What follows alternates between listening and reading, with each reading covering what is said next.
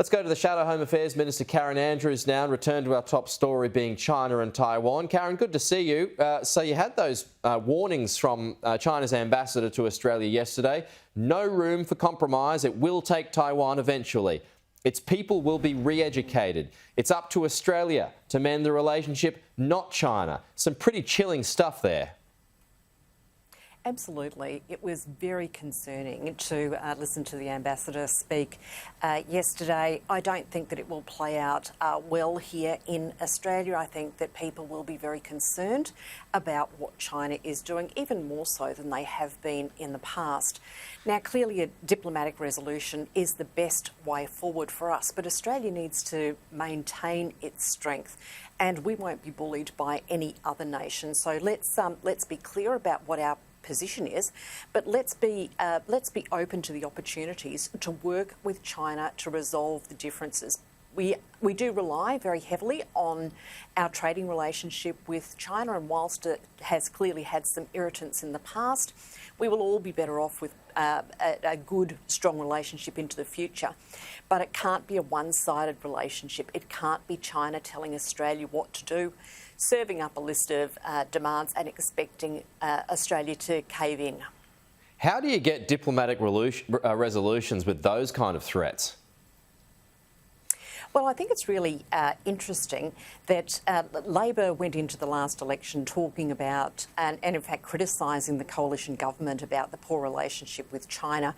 They looked at an opportunity to reset, and that opportunity was there for them to reset.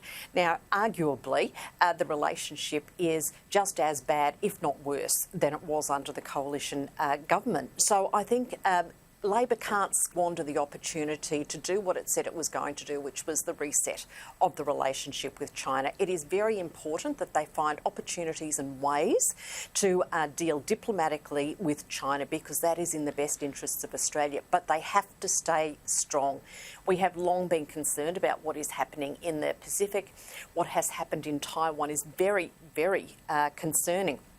And off the back of Nancy Pelosi's visit, I mean, the obvious question is, was this an overreaction by China to that visit, or was this an opportunity that China took to test its capability? And I think that they're very concerning issues that we all need to be very mindful of, because if China is actively testing its capability against Taiwan, then they are moving closer to taking decisive action. But you must be happy with the Labor government, though, because it has held the line so far. Yes, it has, without a doubt, and it needs to continue to do so. Yeah. So clearly continue looking for diplomatic resolutions, but certainly holding the line is very important to Australia. OK, a Scottish tradie and his family in Adelaide are defying an immigration order to leave the country by using the example set by the Biloela family. Should that Scottish family be allowed to stay in Adelaide? I think that we need skilled workers in this country. From what's been reported, there's been a series of issues that have been beyond the ability of that individual family to deal with. It is now sitting for ministerial invention. I would really encourage Minister Giles to have a very close look at those particular circumstances and do whatever he can to allow them to stay in Australia. Now clearly the actions that this government has taken was always going to result in a conga line of people wanting to say, well, you've allowed people who arrived here illegally to stay. I've arrived illegally, why can't I stay? That's a very predictable outcome, and I really hope that the Labor government planned for how it was going to handle that. OK, you didn't want the Biloela family to settle here, though, so for consistency, does this family need to be sent packing too? Well, the issue was, and it always was with us, that the family that is known as the Biloela family had taken numerous cases through the courts in Australia, and at no time had they been found to be owed protection by Australia. So we were very clear in what our position should be. We were concerned at the precedent. We were concerned at the message that that was going to give to people smugglers. Here you have a family that arrived legally. They are going through a process to be able to stay. We need skilled workers in this country. What is Labor going to do about that particular family? Just a final one here. The federal government is asking the Queensland government to open up even more gas fields to boost the national supply levels. Queensland is already doing most of the country's heavy lifting when it comes to gas, but would you be supportive of that? Yes, I would. And I think it's interesting watching the Labor government scrambling now over what it's going to do with electricity.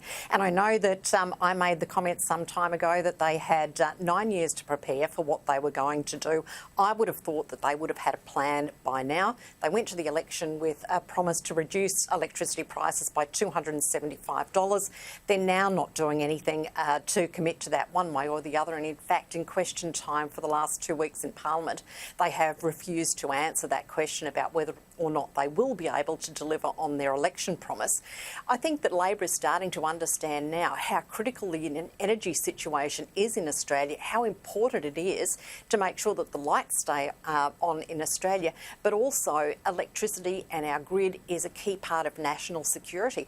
So yes, we need to do what we can to make sure that we are dealing with the energy crisis here in Australia, and if that means that we need more supply in Australia, absolutely we should be doing that. Okay, Karen Andrews, the Shadow Home Affairs Minister, thanks for your time. We'll talk to you soon.